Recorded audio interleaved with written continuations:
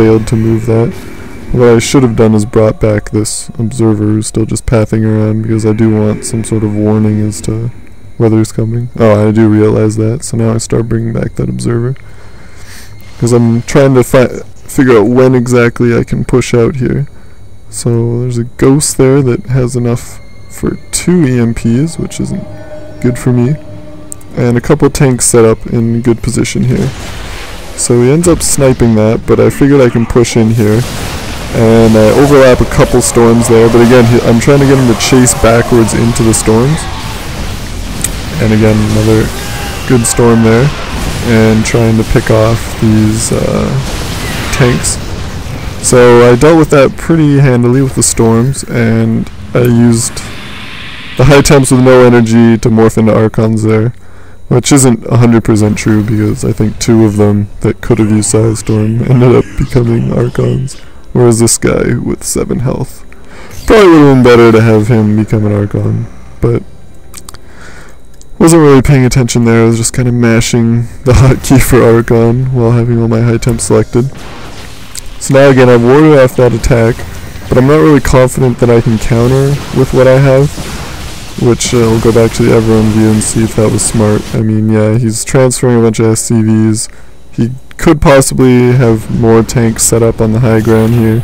And he does have a decent bio-ball army there. I do think that since I don't have any information, we'll go back to my view. I don't know what's there. I could move in an observer, which I should do. But without that information, it's not really the best choice to push forward.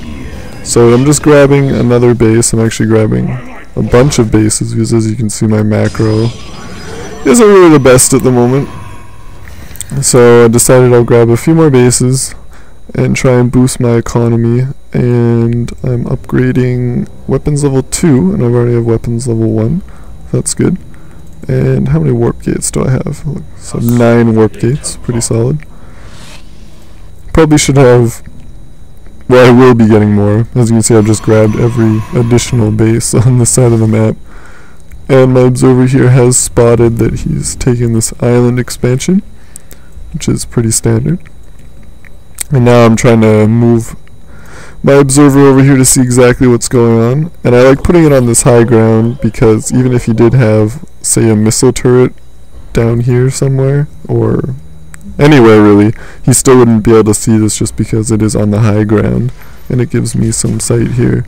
You'll see Zerg players do this a lot actually on this map. They'll put an overlord here at their enemy's base, and it'll give them sight while not risking the overlord unless you get some sort of air.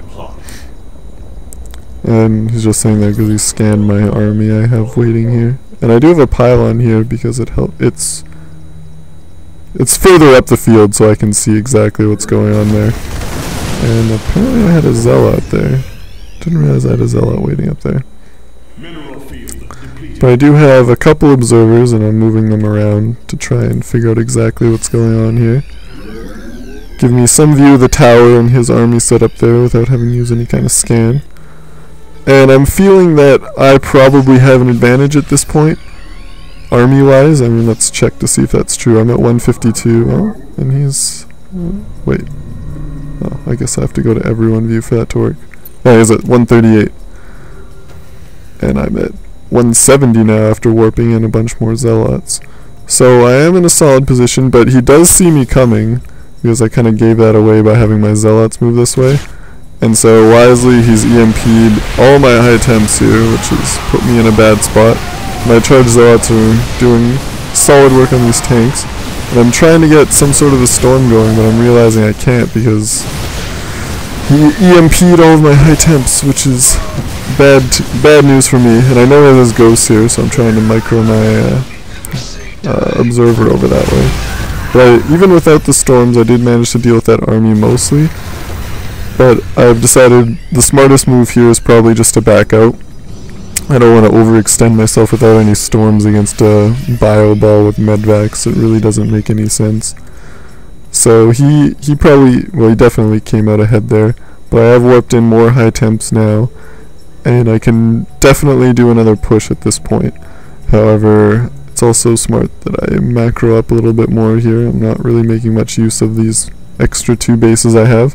Although I will be mined out here shortly, and yeah, as you can see, I've already rallied them to go over to this base now and start mining there. As well as you can see my macro again slipping a little bit. It's probably these long macro games are a weakness of mine. It's just, as you can see, I have so many minerals, and now I'm just throwing up a ridiculous amount of warp gates. I should probably throw up even more than that. And I should probably grab another research here of some kind. Probably another weapons would be good. But again, macro is slipping a little bit. I should bring up one of these windows, sorry about that. As you can see on the production tab, Raven, vehicle weapons, Terran armor, all pretty standard. And he already has 3 weapons, which is bad for me.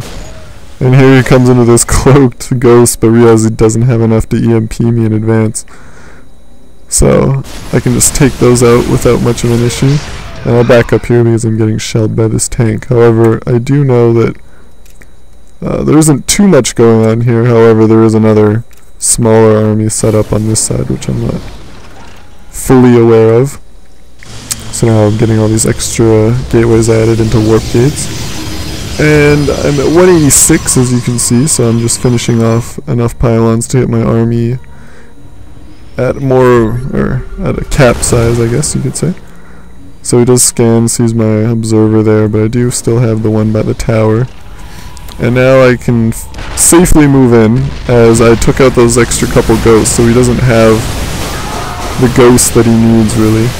So my storms mostly missed there, and I'm just kind of backing out. And I get him to run into my storms there, which is really good. And again, just trying to back up there. And those 2 storms, I thought maybe he'd come in from the top, and I was just trying to get him to run into those again with what range I had.